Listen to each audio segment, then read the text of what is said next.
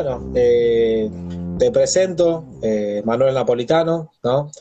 Estás estudiando, me dijiste, en la Universidad Mamoines de Caballito, ¿no? Exacto, Digo bien. Eh, el tema sería estrategia, geopolítica, ¿tiene algo que ver con eso la carrera que me comentabas? Sí, estoy estudiando licenciatura en Estrategia Contemporánea y está abocado a lo que son recursos estratégicos de una nación, tanto para el ámbito privado como para el ámbito público. O sea, ves un poco de estrategia militar, si se quiere decir de alguna forma, se estudia bastante geopolítica y se trabaja sobre crisis en empresas y demás. Mirá qué bueno. Así que está bastante bueno. Sí, sí, sí, cuando vos me comentaste, y bueno, viene justo a este tema de actualidad, el conflicto, ¿no? que nos reúne hoy, el tema de Rusia-Ucrania, que vamos a tratar de desarrollarlo un poquito. Y Sí. bueno, ya había preparado ahí una serie de preguntas como para hacerte. Dale, Bueno, tratemos empezar. más que nada para que la gente tampoco se aburra, algo más distendido como para que la gente pueda entender bien. En todo caso, si quiere preguntar, pueda preguntar. No soy un Sí, especialista, o sea, lo que sé voy a responder y lo que no sé, prometo ser realista y decir, mira, el tema no lo sé, pero puedo investigar. está perfecto, sí, sí. Sí, la idea es eso, que la gente que tenga dudas también pueda hablar en el chat y bueno, las vamos leyendo y lo que se puede se contesta. Exacto. Bueno, yo empezaría preguntando cuál sería la causa del conflicto, porque obviamente todos tenemos una versión, que es la de los medios hegemónicos de acá de Occidente, ¿no? Pero también entendemos que hay otra versión, entonces, que no nos cuentan. Entonces, si vos podés desarrollar un poquito eso sobre el Sí, conflicto que tenemos en la actualidad. perfecto. Bueno, mirá, estamos hablando primeramente que partimos de la discusión que es un pueblo eslavo. Los pueblos eslavos, si se va a la historia, siempre fue un pueblo unido, que se caracteriza principalmente por ocupar la parte norte europea, más hacia el lado de lo que hoy es Lituania, Letonia, Estonia. O sea, estamos hablando que en su pasado todos compartían una rama con los vikingos, o sea, toda esa zona, toda la zona este europea y lo que es Rusia, tienen la misma raíz genealógica. Entonces, partiendo la división hoy por hoy de ucranianos y rusos, en realidad no es tal, es político, no cultural. La cultura prácticamente son lo mismo. Entonces, por eso uno puede ver quizás el mensaje antes de iniciar el conflicto bélico de Putin hacia el pueblo ucraniano que le dijo, miren, el tema no es con ustedes, sino con los que llevan el poder.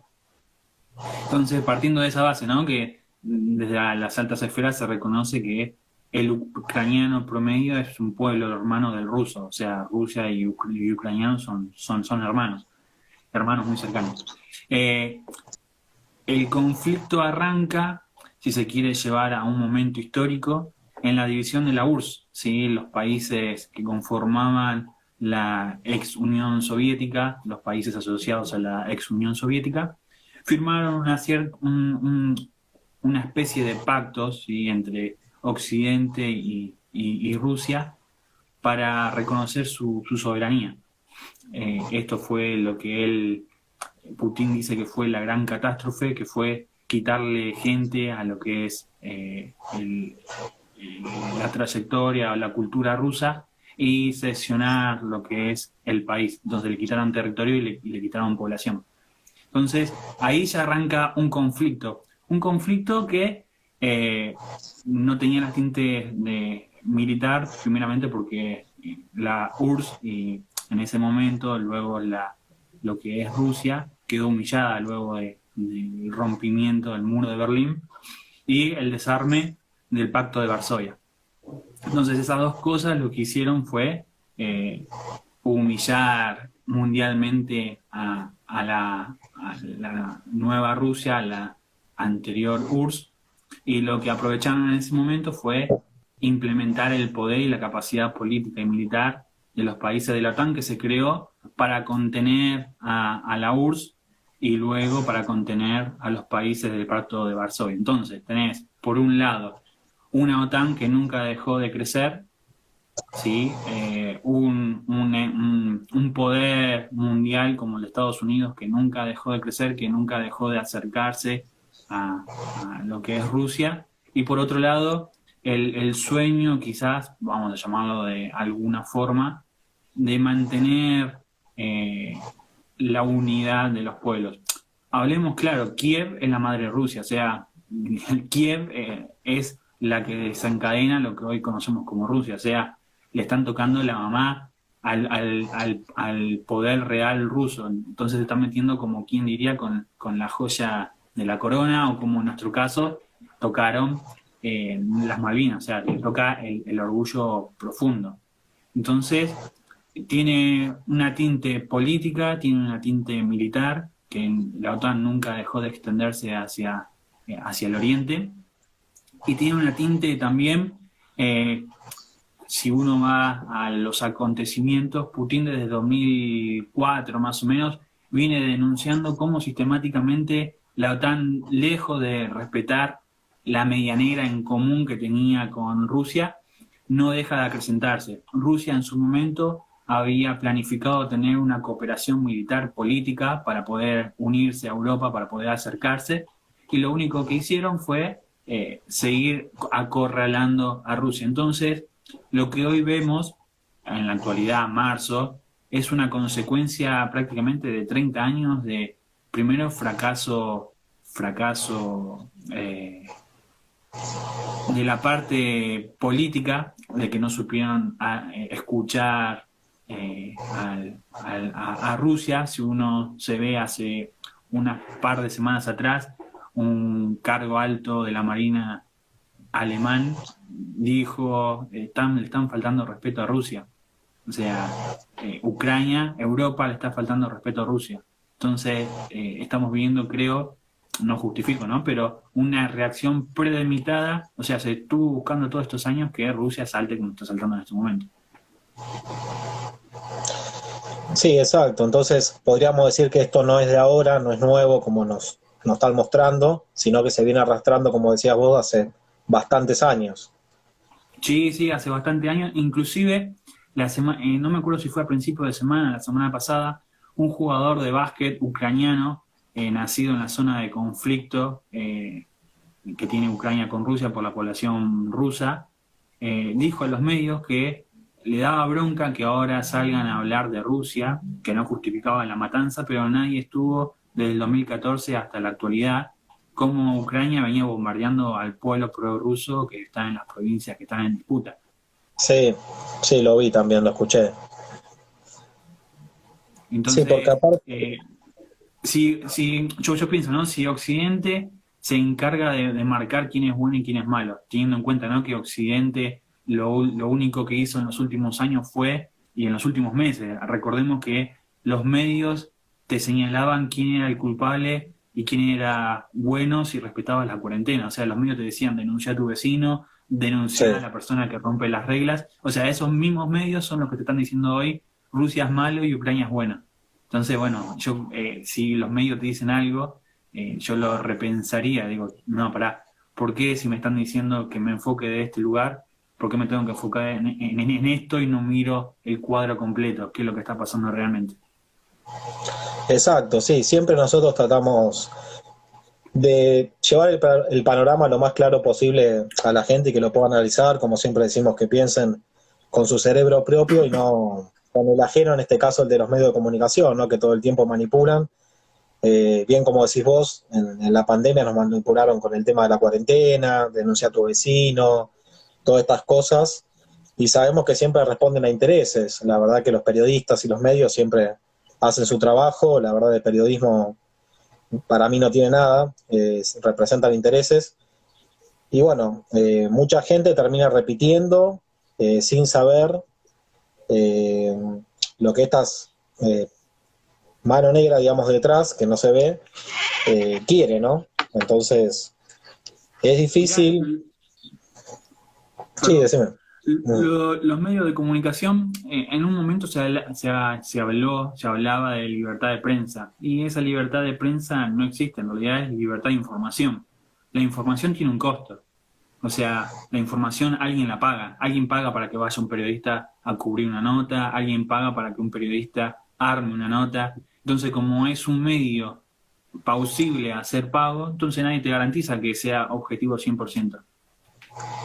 exacto. Eso nosotros lo podemos entender, ¿no? Estaría bueno que la mayoría del pueblo lo pueda comprar de esa forma. Yo creo que con el tema de la pandemia un poco eh, veo que la gente ya no cree todo lo que dice la tele, ¿no? Capaz que la gente más grande, yo los veo a mis viejos y bueno, como que palabra santa, ¿no? Se acostumbraban que en la época antes, no sé, decía el televisor, pero bueno, ahora hay Sí, pero muchos tiene que medios ver, ¿sabes qué? alternativos. Sí, tiene que ver que quizás otras generaciones no buscan tanto información en las redes, por algo las redes hoy por hoy están siendo tan controladas. Entonces, Sí, al sí, tener una voz disidente, te lleva a pensar, vos prendés la televisión, no hay voz disidente, hay una única voz, hay una única bajada de línea.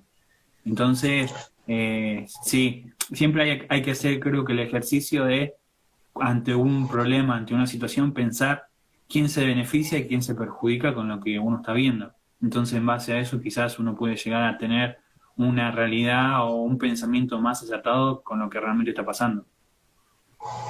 exacto. Aparte, hoy es muy evidente en el tema de las redes sociales, como hacías mención vos, por ejemplo, Facebook. Ahora permite insultar todo a Rusia, ¿no? Por ejemplo, no te censura. Pero uno habla mal, no sé, de Estados Unidos, por ejemplo, y te bloquean, o en su momento en el tema de la pandemia también, opinaba algo distinto al hegemónico y bueno, te censuraban 30 días, te bloqueaban. Ya en el Entonces, momento que haya, en el momento que hay un editor que controla lo que vos decís, que controla lo que vos posteás, ya no es un lugar donde uno puede expresarse libremente. O sea, corresponde a cada persona buscar la veracidad de lo que está leyendo, porque al final la verdad es una construcción, es una descripción sobre un hecho. Entonces, la verdad que yo te puedo dar sobre un tema va a estar fundamentado, si quiero ser buena leche de alguna forma, va a estar fundamentado en cómo yo estoy viendo las cosas. Ahora, que haya un editor que me diga que no lo conozco, que no me conoce, que no sabe nada de mí, que me diga que está bien, que está mal, que mi información es real o no es real, en realidad se están extralimitando a lo que era principalmente en un principio, que era una red de libre comunicación. exacto. Y bueno, volviendo un poco al tema de Rusia, ¿no? Y con el conflicto de Sí. Ucrania, vos bien hacías mención que está bien, es un pueblo que comparte la misma cultura, un pueblo eslavo, que tienen casi todo en común, digamos, y mucha gente no logra entender cuál es la disputa geopolítica de acomodamiento ahí con este conflicto, que nosotros pensamos que es una distracción o, como hacías vos mención vos, de la OTAN, una avanzada que le viene tocando hace tiempo a Putin ahí la espalda, digamos, y bueno, reaccionó. ¿Vos cómo lo ves eso? Mirá, llevémoslos a la inversa. ¿Qué pasó en los 60 cuando Rusia, la URSS, llevó los misiles a Cuba? Estuvimos al borde de un invierno nuclear. La realidad es esa. Si Kennedy no se mantenía firme, los militares le decían bombardear y eso hubiese sido una catástrofe para la humanidad. O sea, al revés, se justificó bombardear. Si Rusia hiciera alianza con México, hiciera alianza con bárbaros, hiciera alianza con Canadá y te pone misiles en Ottawa, y yo creo que estaríamos viendo lo mismo o peor, porque en el caso de esta intervención estamos viendo un oso que está caminando con algodones, porque no es Siria, no es Afganistán, no es Irak esto. No estamos viendo ciudades completamente destruidas del día uno. Obviamente que el conflicto va escalando el nivel porque los conflictos son así, o sea, si no lo resolves en las primeras horas, los conflictos se agrandan más que nada porque de un lado tenés medio occidente alimentándote con armas y con municiones, y del otro lado tenés un gigante con 15.000 tanques, con 7.000 ojivas nucleares que no sabe qué hacer. o entra y borra a Ucrania del mapa, que no es la idea porque si no lo hubiese hecho, o tiene que hacer lo que está haciendo ahora, que es caminar con algodones, o sea, ser muy estratégico. Fíjate que los primeros 3 días fueron quirúrgicos, fue directamente a instalaciones militares, fue a laboratorios, fue a aeropuertos. El paso de los días, bueno, saca lo que no se puede contener, que es directamente, lamentablemente, los efectos colaterales de una guerra que es la población. Pero las guerras son así, no hay otra forma de hacer un conflicto. Si existiera otra forma de hacer un conflicto, yo creo que se haría, no hay otra forma. Así que lo que estamos viendo, yo creo que se están midiendo, las potencias en el mundo se están midiendo. Fíjate que mientras Rusia se enfrenta indirectamente a toda Europa y a Estados Unidos, directamente con Ucrania, no le cuesta nada, ¿no? Volvamos, no le cuesta nada a Rusia borrar a Ucrania del mapa. Tenemos por otro lado la nueva asociación política y económica con China. Y China tiene un conflicto parecido como tenemos nosotros con Hong Kong y con Taiwán. Entonces, China también está mirando a ver qué pasa. Lo que es Asia Menor, o sea, Egipto, Israel, Jordania, toda esa zona también está viendo a ver qué sucede, porque de acuerdo a cómo se reacomode el mundo, de acuerdo a cómo se reacomode la distribución de poder, quizás empecemos a conocer nuevas fronteras que antes no conocíamos. Quizás haya países que antes existían y que ahora no existen más, o quizás haya un reacomodamiento de países como fue en su momento de Yugoslavia, que la dividieron en 7. O sea, están reacomodando el mundo. Entonces, lo que estamos viendo hoy se están midiendo, a ver económicamente cómo te impacto, militarmente cómo te impacto, la asociación occidental cómo actúa. No es solamente el tema de los fierros y de las armas. Los países poderosos no se sientan a negociar como nosotros, que nos llaman la ONU a negociar por Malvinas con Inglaterra, y Inglaterra nunca va. No, los países poderosos se defienden con fierros. Fíjate que en el momento que ¿cómo se llama? Corea del Norte mostró que tenía armas nucleares, ya no la amenazaron más con invadir. ¿Por qué? No, y aparte se tuvo que reunir Trump con el presidente de Corea del Norte. Entonces, lo que te está mostrando la política internacional es, con un poderoso tenés que tener una forma de disuadir para que se sienta a negociar. Bueno, lo que estamos viendo hoy en este conflicto medido es cómo se están negociando las nuevas medianeras. Exacto. Sí, es muy importante lo que estás haciendo mención vos, porque muchas personas, bueno, no pueden entenderlo eso de esa manera, que hay un reacomodamiento geopolítico, ¿no? Y como haces vos bien mención, qué importancia tiene, ¿no? El poder real de las Fuerzas Armadas para sentarte y negociar, ¿no? Porque como vos decís, siempre la ONU reconoce que las Malvinas son argentinas y Pero todavía bueno, no se aceptó nunca Inglaterra. no, exacto, por eso, porque Argentina, ¿qué poder real tiene para poder intimidar, ¿no? Con algo? Por ejemplo, vos hacías mención el de Corea del Norte, el presidente. Él había desarrollado todas las armas nucleares y no le quedó otra, por más que le digan comunista, loco, lo que sea, la dictadura que se vive ahí, que tuvo que ir el presidente Trump, ¿no? A sentarse. Entonces eso te demuestra que... Fíjate que el mismo camino quiere seguir Irán, porque, a ver, es de público conocimiento que seguramente Israel tenga armas nucleares. No está declarado, pero seguramente tenga armas nucleares. Entonces, Irán también quiere tener armas nucleares, por eso su insistencia en el desarrollo nuclear, para sentarse a negociar entre iguales. Exacto. Sí, sí. Hay una lucha, una disputa geopolítica importante, donde yo creo que, bueno, la OTAN, los países de Occidente, quieren seguir manteniendo ese mundo unipolar y creo que Rusia, China, Irán, Siria quieren un mundo más multipolar, por así decirlo, ¿no? Mirá, Estados Unidos concentra el poder político y militar hasta el día de hoy. ¿Sí? Hace décadas que venimos escuchando que Estados Unidos está en decadencia y la decadencia nunca llega. Siempre tienen el poder sobre la economía global y siempre tienen el poder sobre las armas porque tienen todos los portaaviones que el resto del mundo no tiene, te pueden llevar a la guerra a la puerta de tu casa, etcétera. Lo que estamos viendo hoy es que la asociación entre los fierros que tiene Rusia y el poder económico que tiene China puede cambiar ese mundo unipolar a una multipolaridad. Estados Unidos sigue teniendo ese poder soberano sobre todo el mundo, pero de a poquito hay otros. Pensá que si el día de mañana la India se asocia con otro más, y ahí también tenés otro que tiene bombas nucleares, que tiene poderío militar, que tiene, o sea, son varias las potencias que van caminando a disputar la multipolaridad del poder. Volviendo un poco al tema del conflicto, ¿no?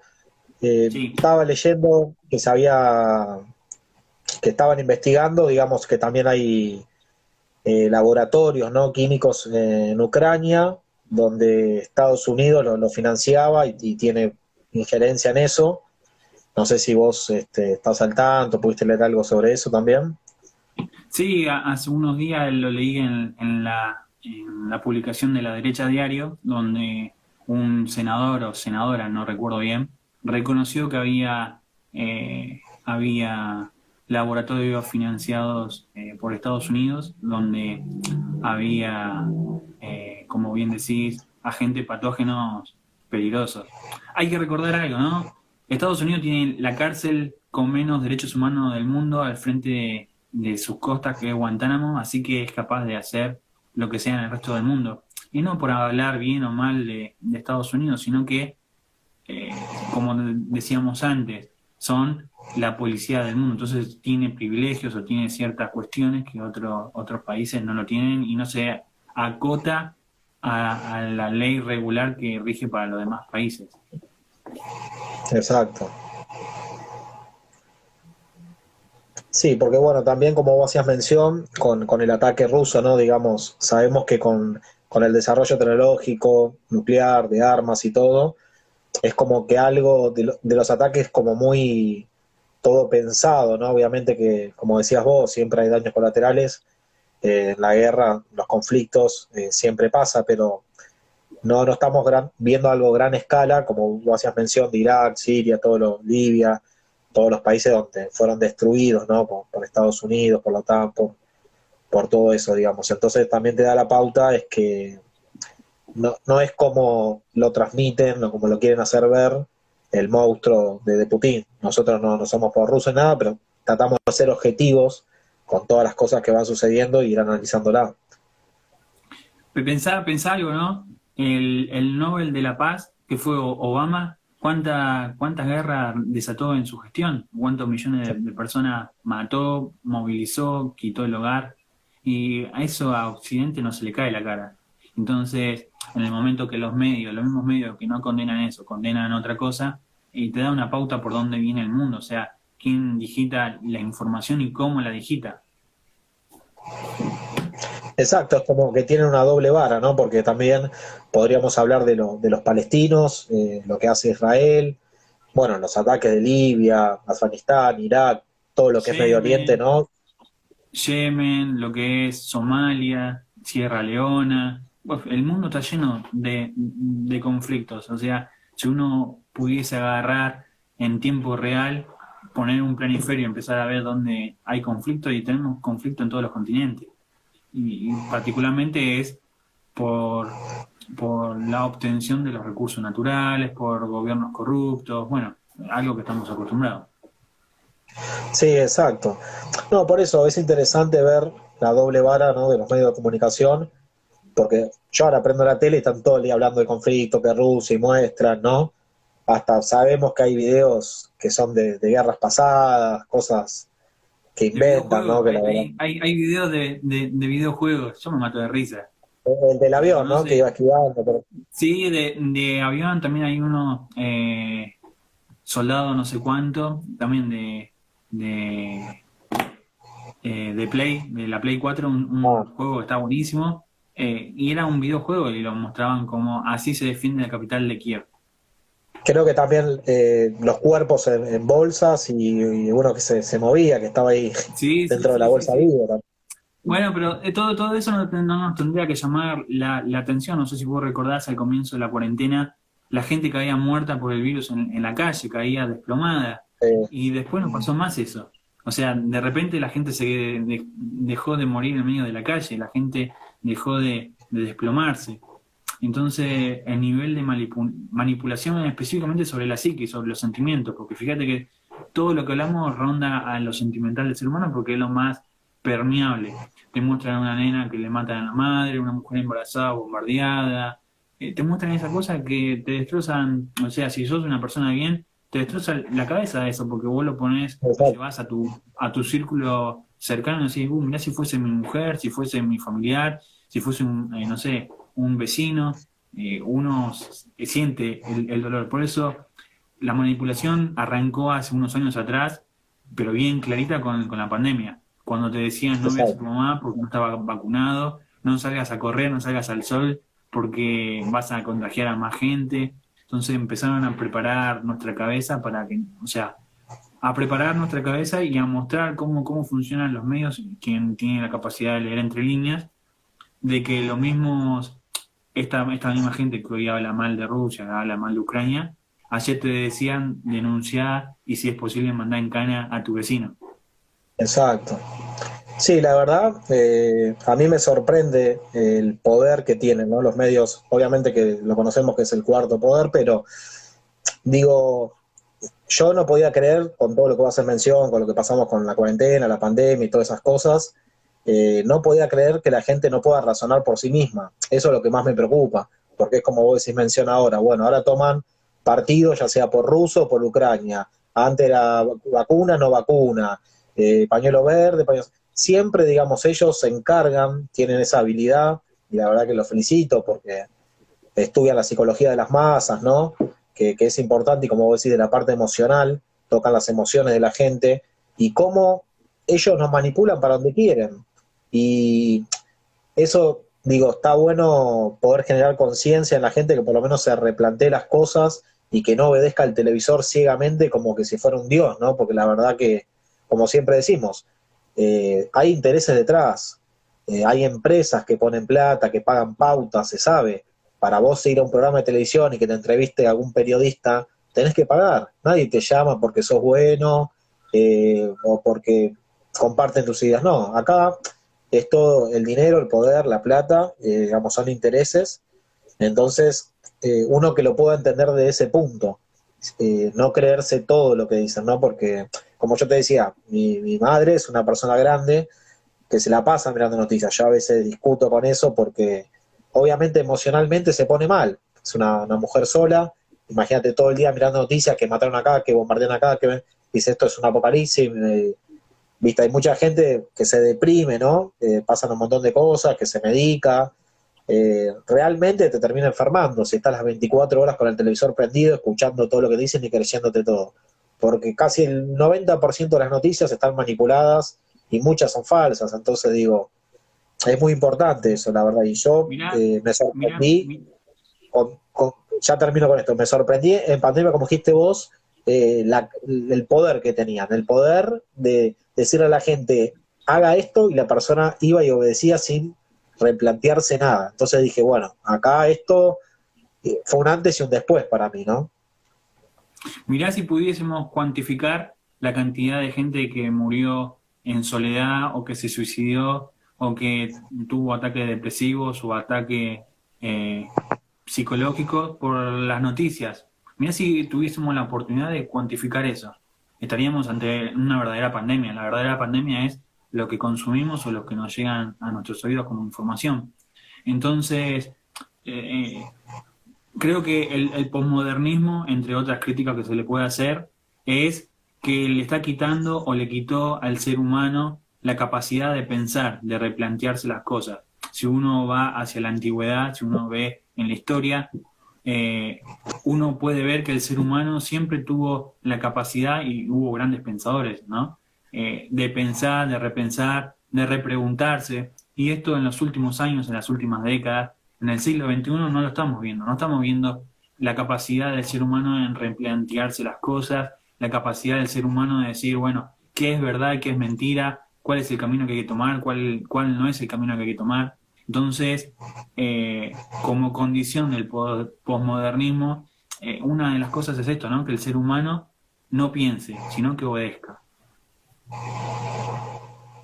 Sí, tal cual, Emma, tal cual. Ahora, digamos, también trayéndolo del posmodernismo y bueno, todo el progresismo, toda esta agenda, ¿no? Que imponen, todo es subjetivo también, ¿no? Porque es tu verdad, es mi verdad, digamos, no hay una verdad objetiva y eso también creo que hace Es un problema. que, exacto, que no funcionemos bien como sociedad, como comunidad, como nosotros queremos la Argentina, ¿no? La verdad, porque siempre traen un boca arriba, ¿no? Como hacíamos mención, no sé, los vacunas, entonces, como que somos, ya lo había dicho Durán Barba, ¿no? ¿Te acordás cuando había dicho que éramos como simios en su libro, ¿no? Y todo lo que decía.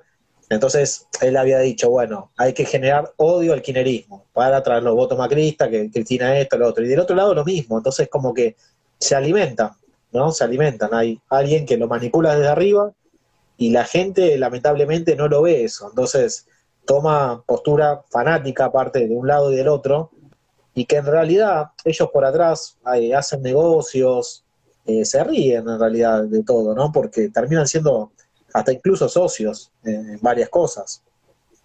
No, por supuesto. Y la grieta es un gran negocio. Y si querés, vamos un poquito a la historia. Hasta el siglo XVIII, principio del siglo XIX, no voy a hablar de religión, pero lo uso como ejemplo. La religión sirvió como punto de encuentro de todas las sociedades, como la organizadora moral de la sociedad. Entonces, vos podías tener tu verdad, yo podía tener mi verdad, pero el punto de unión era la religión porque administraba la moral.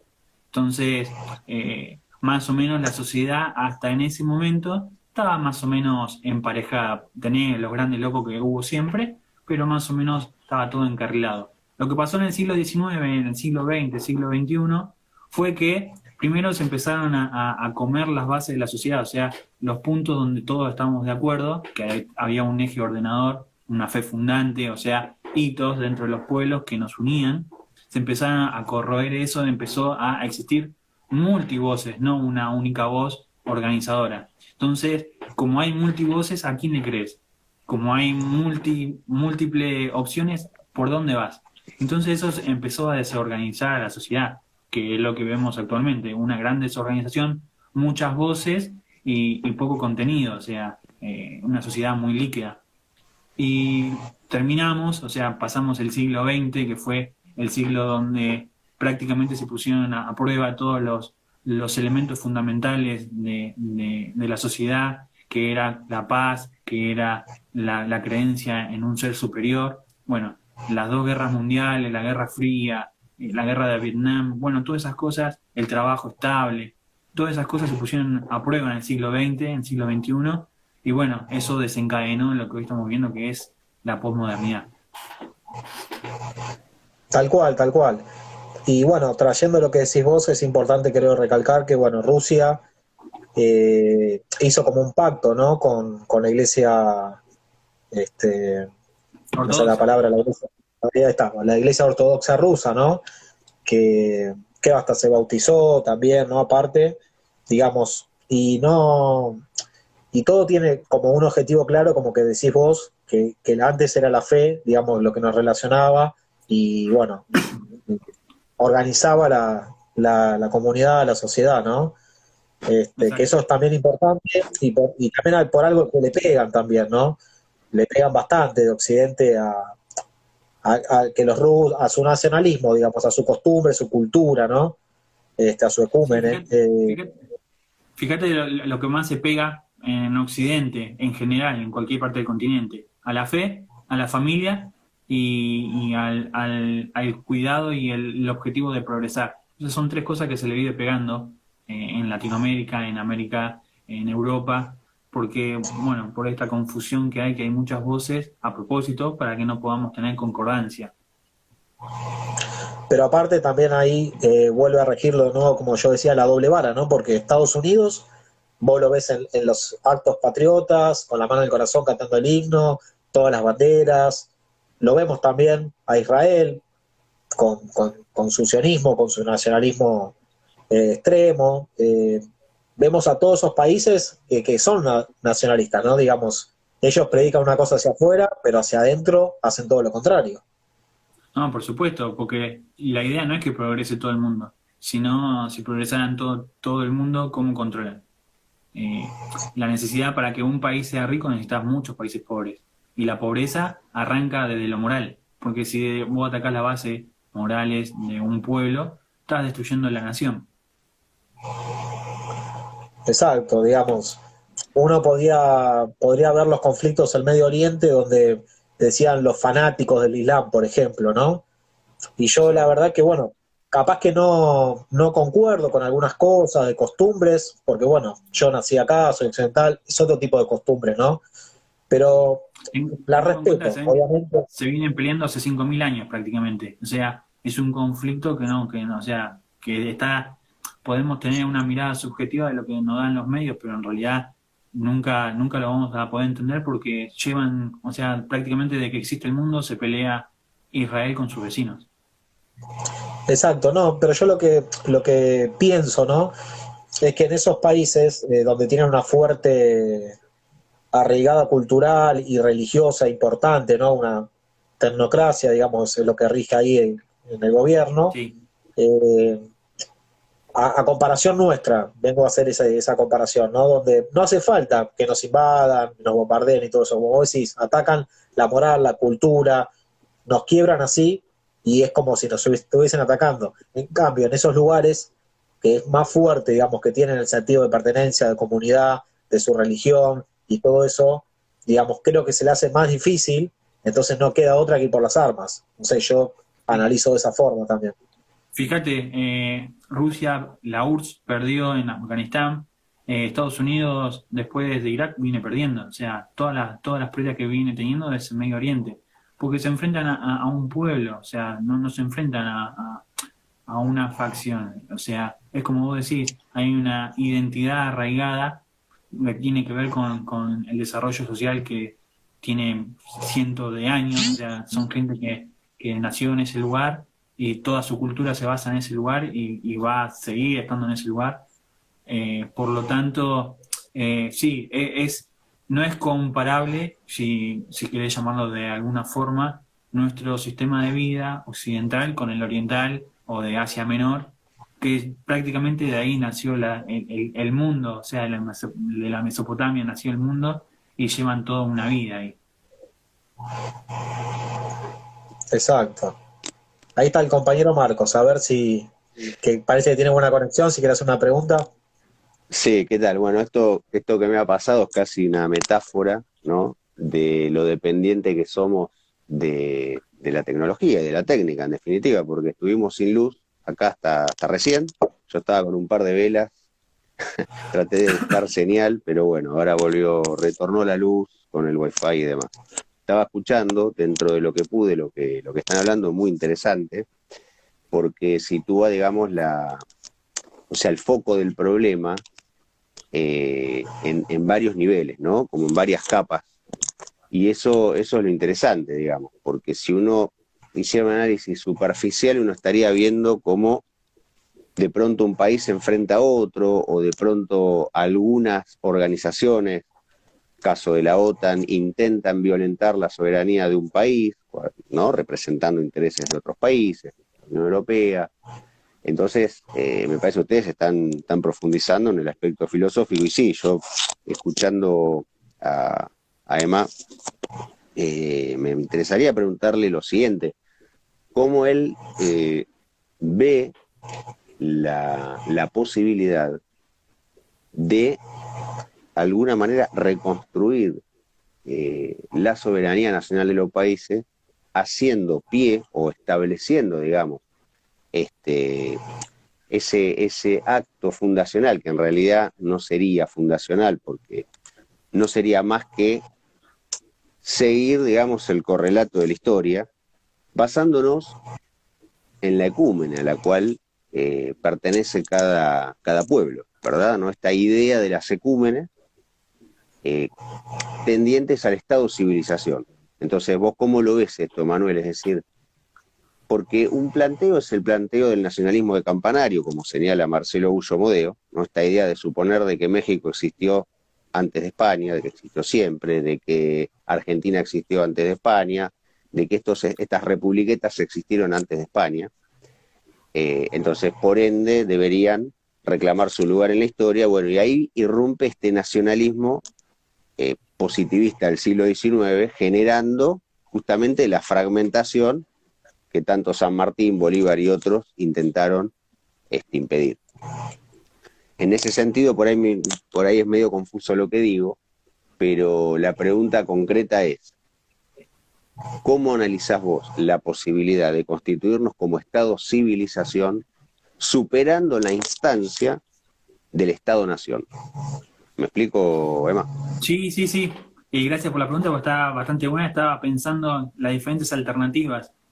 Me parece que la Argentina, a diferencia de otros años, no tiene una fuerza moral, una reserva moral, no tiene una reserva política, que en otras oportunidades hubo, no tiene una reserva institucional. O sea, Argentina, de donde se lo pueda ver, no tiene fuerza propia. O sea, todos estos años, desde el golpe militar hasta acá, se han encargado de, a goteo, ir quitándonos las ganas de volver a ser una potencia media, porque de definitiva, en algún momento fuimos una potencia media.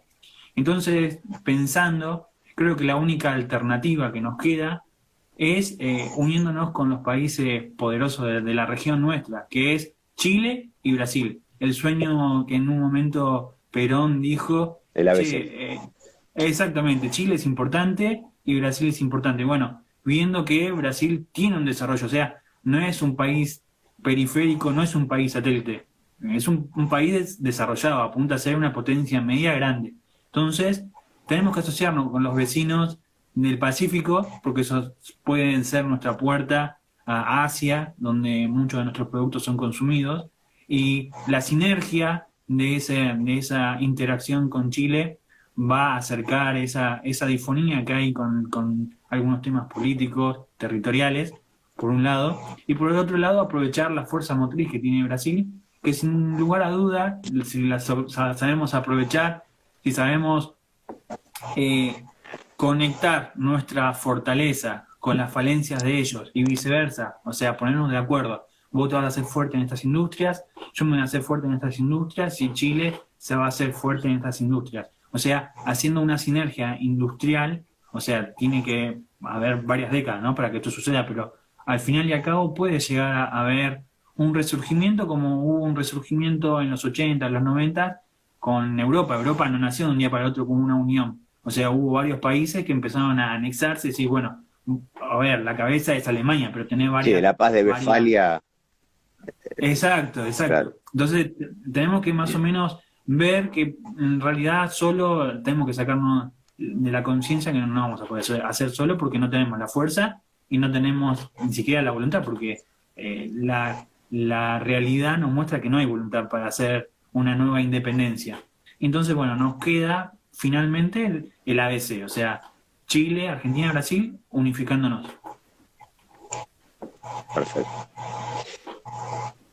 Voy con otra, Fede, si me permitís, que la tengo picando. Quiero aprovechar que lo tenemos a Emanuel acá para exprimirlo, para tratar de sacarle el jugo acá al compañero y agradecerle nuevamente su presencia. Ahora que tenés luz y wifi, dale tranquilo, Marquito. No, yo porque justo él me dio pie para algo. ¿Cómo entendés vos, Emanuel, que imposibilita esta perspectiva, que digamos es asequible? O sea, uno puede razonar y puede entender que es por ahí el camino, ¿no? Digo, vemos el ejemplo de los BRICS, ¿no? Vemos desde Brasil, Rusia, así como India, Sudáfrica, China, cómo, digamos, operan en este nuevo reordenamiento geopolítico. Bueno, si bien China, Rusia, India y Sudáfrica han tomado, digamos, la relevancia, digamos, Brasil ha quedado un poco relegado, también hay que tener en cuenta que el viaje que hizo Bolsonaro, con todas las diferencias que tenemos con Bolsonaro, digamos, por lo menos hizo acuerdos comerciales por los fertilizantes con Rusia. Digo, fue Alberto Fernández y fue a chichonear con Putin a ver si nos daban esos fondos por COVID que tenía el FMI que Rusia no iba a utilizar. Digo, una cosa decadente, patética, siendo que hace un año atrás el mismo Alberto Fernández a través de Nicolini, ¿no? Esta muchachita que se encargaba de la gestión de las vacunas, insultaron prácticamente a Putin por no haber cumplido con una supuesta cuota de abastecimiento Qué cuando paciencia, Putin, claro, Putin tiene una qué paciencia tremenda. paciencia. La verdad que yo veo la reencarnación, aunque no creo en la reencarnación, pero digamos, para decirlo de manera, una figura retórica, de manera figurativa, la reencarnación de Perón, ¿no? Entonces, para no irme del cauce, ¿cómo ves vos el soft power, el poder blando, es decir, como palo en la rueda, ¿no? O sea, ¿cómo caracterizás Sí, esta idea de poder blando, es decir, las ideologías de colonización, ¿no? La ideología de género, sí. LGBT, este tipo de pensamiento que en realidad es autoritario, que pone de relieve intereses de las minorías y no de las mayorías, digamos, ¿cómo lo caracterizás en relación a esta perspectiva que entendemos que es la que tenemos que seguir, ¿no? De la unidad Sí. regional. Bueno, mirá, si uno va al mapa político, uno puede ver que de San Pablo baja hasta Buenos Aires, de Buenos Aires va todo por la región central hasta Santiago de Chile, toda zona industrial. O sea, al norte no tenés industria, al sur no tenés industria, pasa lo mismo con Chile, el norte y el sur prácticamente no tienen industria, y el norte de Brasil tampoco tiene industria. Entonces, ahí vemos la mayor concentración de fuerza de una nación que son sus industrias. Yo creo que el hecho de que nos enfoquemos tanto en lo cotidiano, porque se volvió cotidiano, esta pelea con las minorías, porque es una pelea frontal con las minorías, nos hacen perder, primero, las oportunidades históricas como esta, es una oportunidad histórica de unirnos como región, es decir, bueno, el Mercosur tiene esta posición. El Mercosur es neutral, o el Mercosur apoya a tal conflicto, o el Mercosur se oficia como juez de garantía para que las dos naciones puedan dirimir sus conflictos. Eso es una oportunidad histórica, como muchas otras que estamos dejando pasar, que nos darían la pauta ante el mundo que Argentina, Brasil y Chile no es un lugar donde venís a comprar cosas para el supermercado, sino ya subieron un nivel más. O sea, ya estamos hablando casi de una política regional. Primeramente, entonces creo que enfocarnos tanto en estas discusiones de minoría, aborto sí, aborto no, nos están haciendo perder la visión global. Estamos como si uno hiciese una panorámica y se centra solamente en una sola foto. Entonces nos estamos perdiendo toda esa gran foto por un lado. Por otro lado, el tema de esas viejas peleas de quién tiene el control, si alguna vez se formara esa unidad. Quién, si Brasil toma el control, si Argentina tiene el control, si Chile tiene el control. Y mientras discutimos eso, bueno, seguimos sin unirnos. Entonces, no tenemos una agenda en común, no tenemos una visión en común. O sea, queremos unirnos ¿para qué? Para tener, por ejemplo, una misma moneda, porque eso significaría que industrialmente todos vamos a bancar esta moneda. No sé, abrimos puertos en común para que puedan conectarse nuestras industrias para pagar menos flete. O sea, no hay objetivos en común. Entonces, no tenés objetivos en común. No tenés una lucha real en poder pensar, diagramar una nación a 15, 20, 30 años. No sé, hace cuánto que en Argentina no se habla de un país a 10 años. Todo el tiempo estamos hablando de un país de acá al fin de semana. ¿Qué va a pasar acá al fin de semana? Entonces, se vuelve difícil, pero creo que si uno vuelve a esa senda de decir, bueno, ¿qué clase de nación necesitamos? Bueno, hay que sentarse en esas bases. Bueno, vemos cuáles son nuestras virtudes, cuáles son nuestras fortalezas, cuáles son nuestras debilidades, y en base a eso armar un prototipo de lo que deseamos y lo que necesitamos para el mundo que viene. No va a ser el mundo que conocimos hasta el día de hoy. Va a presentar nuevos desafíos en cuanto a la movilidad de refugiados, desafíos en cuanto a eventos climáticos, desafíos en cuanto a esto que estamos viendo ahora, que es que te pueden silenciar, te pueden callar, pueden dejarte un país mudo. O sea, estamos ante conflictos que antes no había. Entonces, tenemos que empezar a pensar siquiera sobre problemas que todavía no existen. Claro, claro. Yo entiendo lo que vos señalás. Lo que pasa es que ¿por qué nosotros, lo que hablamos siempre con los camaradas, con los compañeros, entendemos que sí adquiere relevancia el tema de esta nueva idiosincrasia que se intenta instalar, justamente desde el momento en que vos tenés un ministerio de la mujer con un 3,4% del PBI, ahora sacan la Secretaría de Resiliencia, que creo que quedó un poco congelado, y no tenemos un Ministerio de Asuntos Marítimos cuando el 63% de nuestro territorio es agua. Entonces, hay una incidencia que, digamos, que implica el no poder llevar a cabo esto que vos señalás. De hecho, y hilo con esta pregunta que te quiero hacer, ¿cómo entendés el rol de las burguesías? Porque acá hay actores sociales, digo, tampoco podemos pensar que el Estado es algo homogéneo, no. Vos tenés dialécticas de imperio, tenés dialécticas de Estado y tenés dialécticas de clase que existen más allá de que uno ideológicamente las quiera ver o no las quiera ver. No, Entonces, tal cual. Claro, entonces, digo, ¿cómo ves el rol de las burguesías? Porque digo, la burguesía lumpen que tenemos nosotros, que no se iguala, no le llega ni a los tobillos a la burguesía paulista, no quiere decir que la burguesía paulista sea sacrosanta, sea impoluta, no.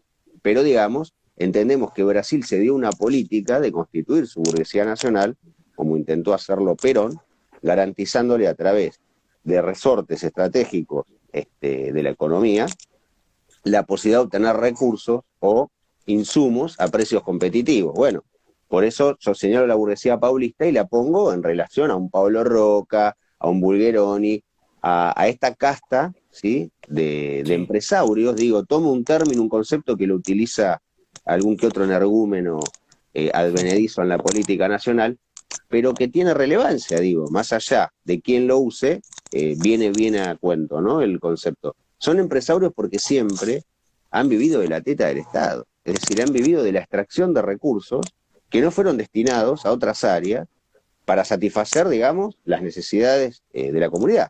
Entonces, no solo eso, sino que han boicoteado la propia economía del Estado, del cual ellos se han beneficiado.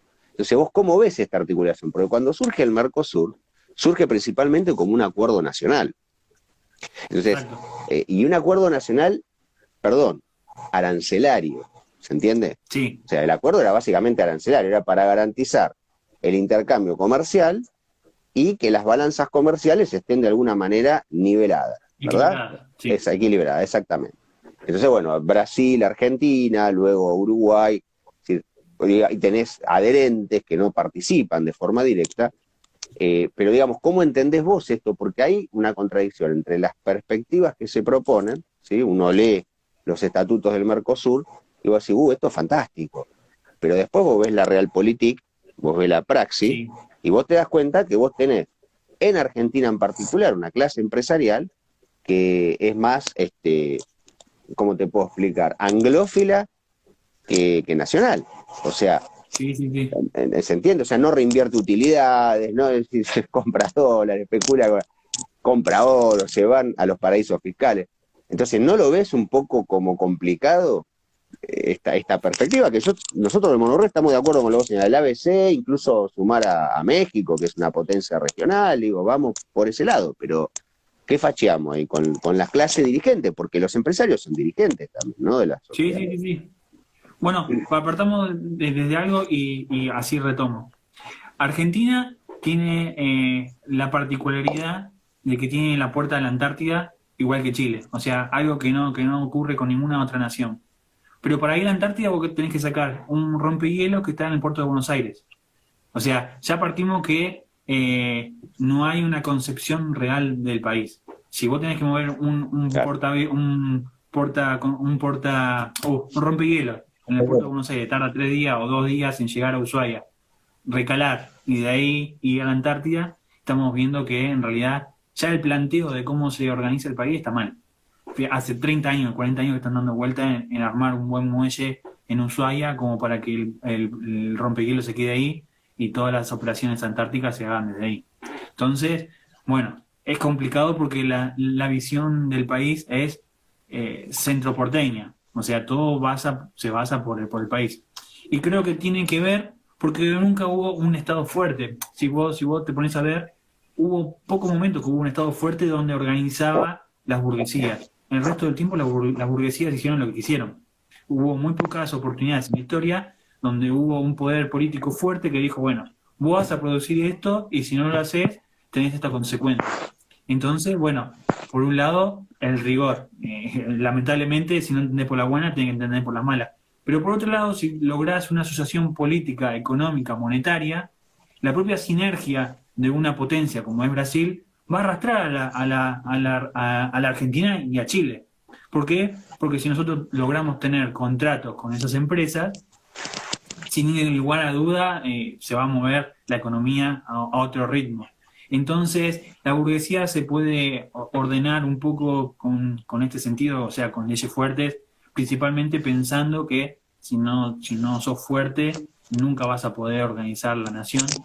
Y por otro lado, la fuerza de una potencia te arrastra sin lugar a duda, porque si no te arrastra, te quedás.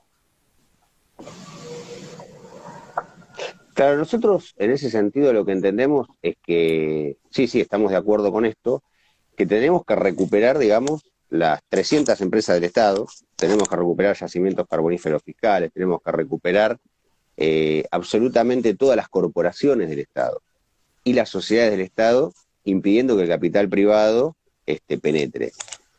Por eso siempre hablamos desde el Movimiento Nueva República de restablecer la ley de sociedades del Estado, la 20705, y la ley de corporaciones del Estado, la 20558, leyes en su momento impulsadas por Ortega Peña, asesinado por la AAA, ¿no? Vaya contradicción que tiene el peronismo en su haber, entre otras tantas, ¿no? Pero digamos que las avala Perón, las pone en vigencia Perón. Entonces, en ese sentido entendemos que es la única forma de llevar a la práctica esto que vos señalás, con lo cual acordamos. Por ejemplo, preguntarte también, nosotros lo que estamos planteando es constituir una OPEP del litio, ¿no? Entre Chile, Bolivia y Argentina. Y de hecho, digamos, el proyecto que elaboramos va en esa dirección, o sea, lo estamos cocinando, pero lo tenemos, esa es la perspectiva. Vos, digamos, estarías de acuerdo en recuperar estos resortes, ¿no? Por parte del Estado argentino, y si estás de acuerdo, digamos, ¿cuál sería el sector que impulsaría esto o que sostendría esto? Porque claramente los estados no son, digamos, entes desligados de los actores, ¿se entiende?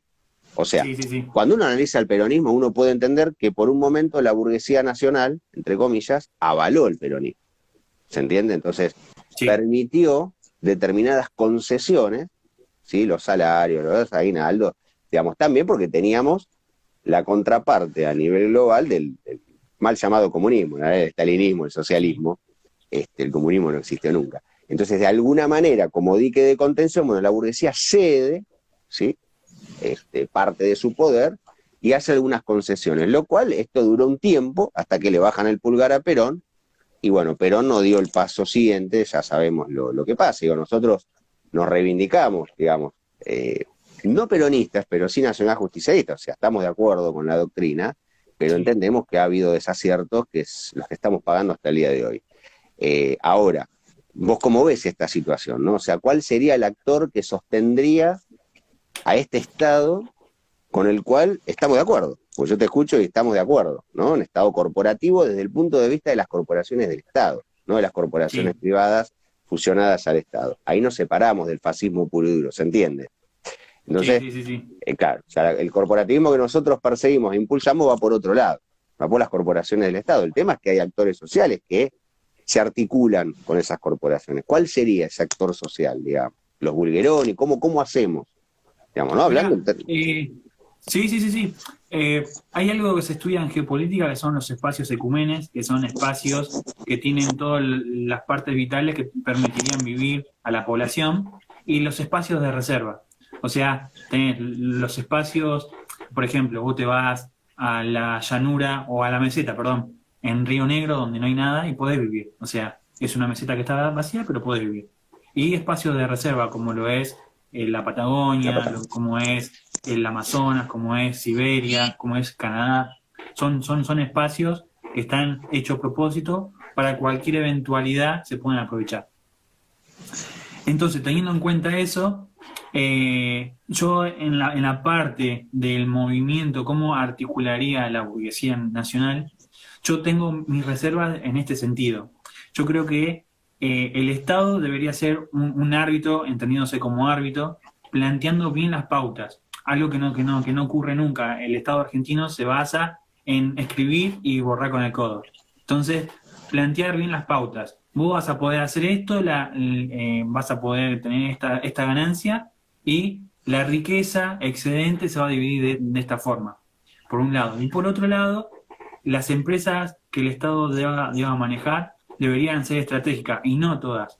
¿Por qué no todas? Primero porque el Estado, al ser tan grande, pierde control de todos sus tentáculos. O sea, en algún momento sos tan grande que no podés controlarte, caes por tu propio peso. Entonces, sí, tenés que tener una participación en las empresas grandes, pero tenés que ser dueño o tenés que tener una actividad directa sobre las empresas importantes. ¿Y cuáles son las empresas importantes? El transporte, o sea, el transporte te pone el precio, el transporte ferroviario, el transporte por camión, el transporte por agua te pone el precio de los productos. Sos más o menos caro dependiendo el valor del transporte. La energía, con energía cara, en energía barata, vos hacés que la maquinaria económica se mueva. Con los alimentos, tenemos, creo que prácticamente el mar y la Patagonia Argentina desaprovechada. Tranquilamente en la Patagonia se podría hacer lo que se hace en el sur de España, que es sistema por goteo, lo que hace Israel, sistema por goteo, y tenemos cientos de hectáreas para trabajar con ese sistema y exportar alimentos de calidad. Dejar de desmontar el norte, dejar de desmontar el pulmón del país y empezar a utilizar estos espacios de reserva que te dije anteriormente. Respecto específicamente a lo del litio, si nosotros logramos asociarnos con Brasil se podría beneficiar en ampliar su industria, o sea, en volverse más tecnológica, porque hoy por hoy las tierras raras las manejan pocos países. La maneja Estados Unidos, creo que algo Canadá. y China. Entonces, lograr esa complementación de algún acuerdo político, económico con Brasil, para que Brasil entre en esa categoría de manejar las tierras raras, pero que nos deje algún activo que nos sirva para emplear gente en nuestra región. Entonces, en vez de pensar en un socio económico, en vez de pensar en un socio estratégico fuera del continente, lo podemos tener al lado, que nos serviría a nosotros, primeramente por la cercanía, y segundo porque llevaría lo que te dije antes. Si Brasil se une con Argentina y con Chile, esa sinergia va a hacer que nosotros finalmente nos podamos desarrollar y podamos expandir nuestras industrias. Si vos ves Sudamérica tiene todos los recursos para poder exportarlo, para poder trabajarlo, o sea, no dependemos nada de nadie. El tema es que no estamos bien organizados, no estamos bien sectorizados. Entonces, ocurre que la falta de sectorización, la falta de planificación, que en parte es porque no tenemos una burguesía ordenada y por otro lado porque no tenemos perspectivas a futuro. Entonces, si podemos organizar eso, la burguesía organizada y las perspectivas a futuro, que si podemos ver hacia futuro que si Brasil podría ser nuestro socio comercial en la parte del litio, a nosotros nos convendría porque tendríamos fabricación local y Brasil termina de organizarse y bueno, eso a nosotros nos serviría, creo yo, porque haría que Sudamérica empiece a tener un lugar importante en el mapa político mundial de poder. Ok. Fede querido, tiene la pelota. No, perfecto, estaba escuchando atentamente todo lo que dice Emma, así que, no, si querés para ir cerrando, Marquito, tiramos una pregunta más, una cada uno, y ya estamos más o menos en el horario, que además le dije 1 hora y cuarto, para no robarle más tiempo, así que cumplimos con la palabra. No hay problema, me encanta, parece una charla de café. Es que bueno, esa es la idea nuestra, ¿viste? Que sea más un conversatorio que una entrevista así formal, pura, dura.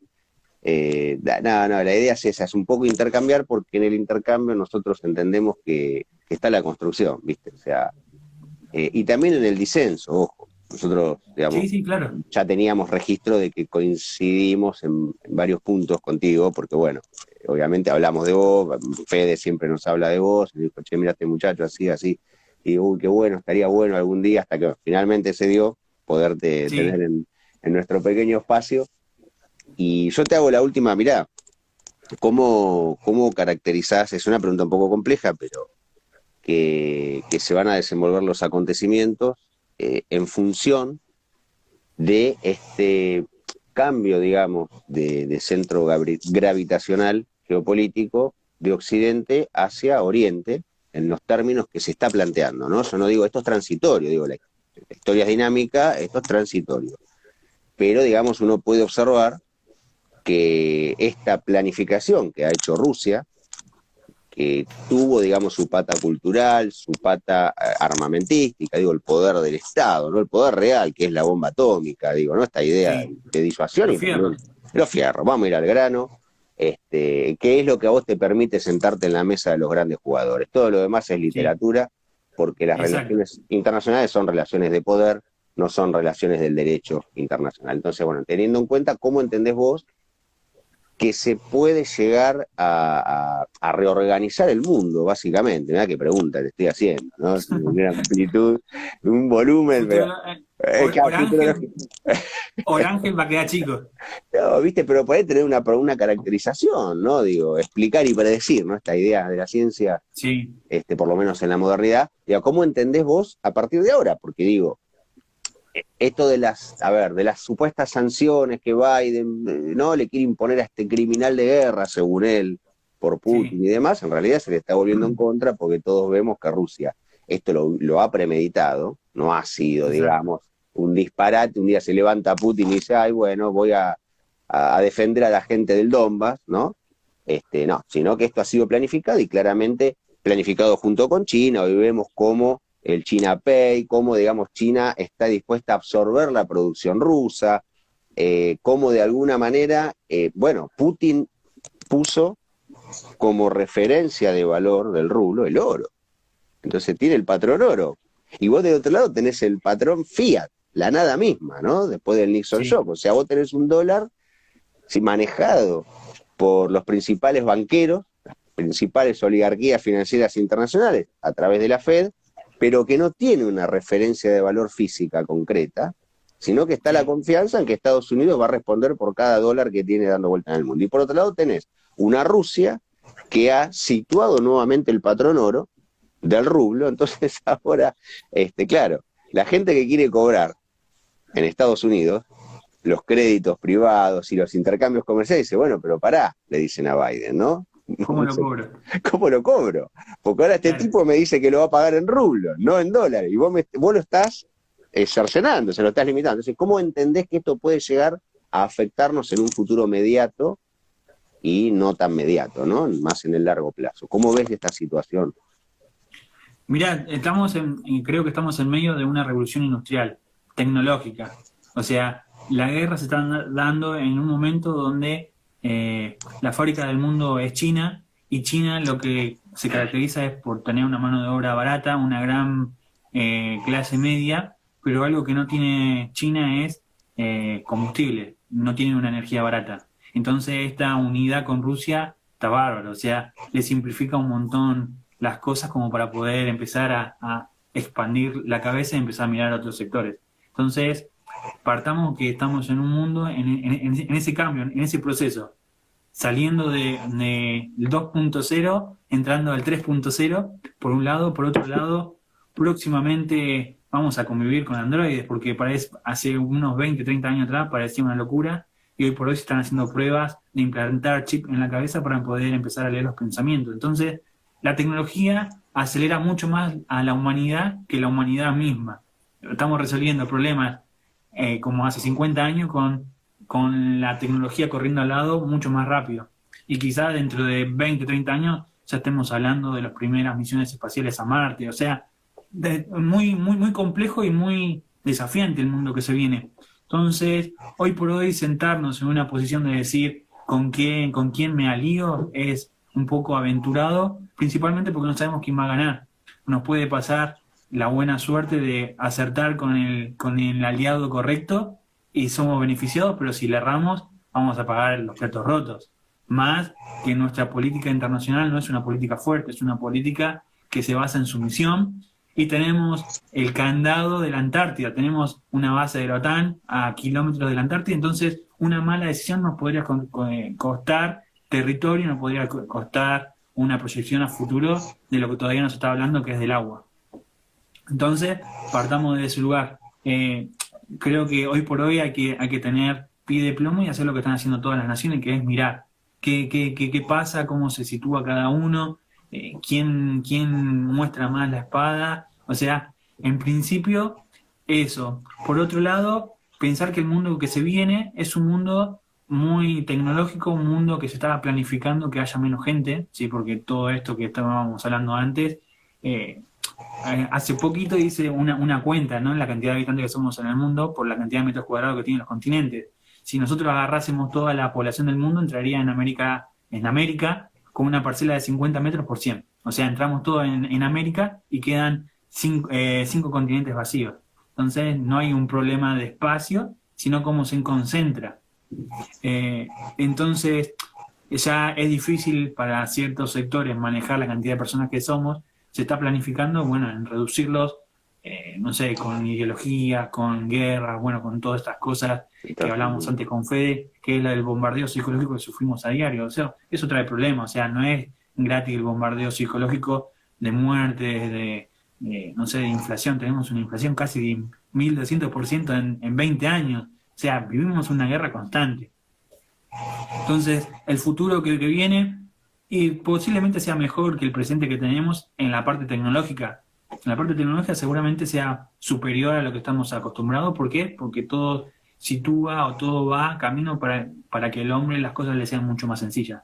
Pero en la parte política, en la parte social, todo apunta a que va a ser mucho más difícil la disidencia. Fíjate que hoy por hoy, si vos decís un discurso que no gusta, te censura, te encallan. Como te decía antes, si la nación no se alinea a un pensamiento, te sacan del mundo, o sea, te aíslan.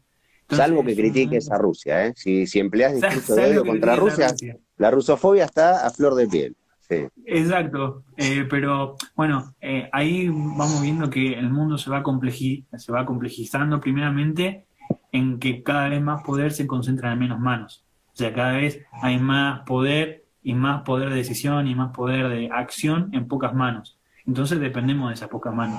Y todo indica, o la empírica indica, de que no va a ser mejor. Va a ser mucho peor y que va a estar mucho más controlado el pensamiento disidente.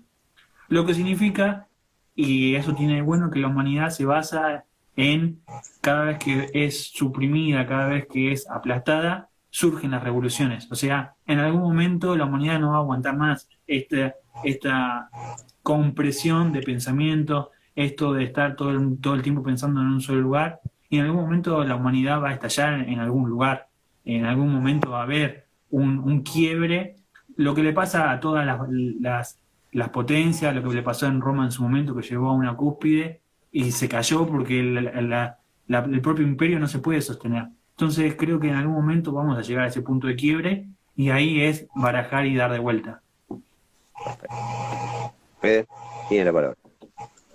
No, para aplaudirlo totalmente, porque siempre adherimos a lo que dice Emma y siempre nosotros en nuestro foro íntimo, asamblea que hacemos, siempre con los compañeros y camaradas, debatimos estas cosas y bueno, me gusta también escucharlo, que estamos en sintonía con él también. Bueno, yo agradecido porque me hayan invitado a charlar. La verdad es un tema apasionante que si uno se pone horas a charlar, empieza a ver que los temas están todos encadenados. Vos empezás hablando de un tema y terminás hablando, no sé, de política local. Entonces, esto es lo que tiene de interesante la política internacional, porque la política internacional siempre determina la política nacional. Totalmente. Y te ordena el debate, ¿no? Porque, digamos... Exactamente. En la falsa grieta que han instalado, ahora vemos con este acuerdo, están todos alineados. Bueno, olvídate. La verdad, Emma, no sé, Fede, si vos querías hacer una última preguntita antes y ya lo dejamos porque si no nos estamos agotando. Nos pasamos 15 minutos de las 10. No hay problema. Con todos los altercados de conexión y demás. Así que, Fede, dale, tirale. No, tendría varias para hacerle, porque bueno, ahí dejó el pie abierto con el tema de la tecnología, que es interesante. Creo que, como vos decís, puede ser que nos facilita a nosotros un montón de cosas la tecnología, pero por otra parte también veo que, como también vos dijiste, el mayor control, ¿no? digamos, creo que el problema no es la tecnología en sí, sino quién detenta la tecnología y para qué, ¿no? En este caso, si es para explotarnos cada vez más o realmente para facilitarnos el trabajo y hacerlo más ameno. Porque realmente, bueno, ahora no soy taxista, pero 7 años fui taxista, mi papá, vengo de familia taxista, y lo sufrimos, digamos, en carne propia nosotros con el tema de las aplicaciones, como la llegada de Uber, por ejemplo, y bueno, ahora Didi, Bit, bueno, todas las que hay, ¿no? Que uno realmente no está en desacuerdo en sí con la tecnología, sino que con el discurso, ¿no? De ser tu propio jefe, de manejar tus horarios, todos esos se elevan al vacío, digamos, vienen a romper una fuerte laboral, como era el taxi registrada, donde se pagan todos los aportes, la licencia, digamos, ¿no?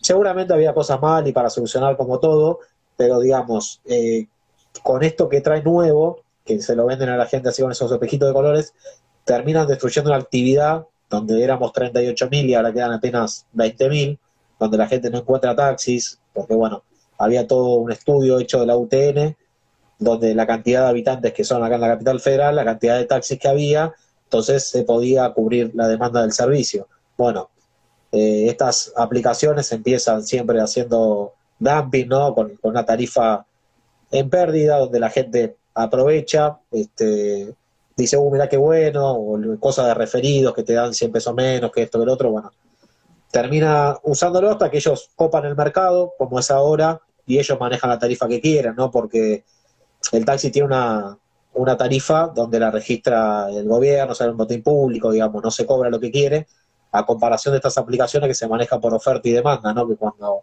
un día de lluvia o un viernes a la noche que hay mucho trabajo, te cobran un viaje de Palermo, o sea, al Obelisco, 1.000 pesos, donde en el taxi te sale 400, 500 pesos.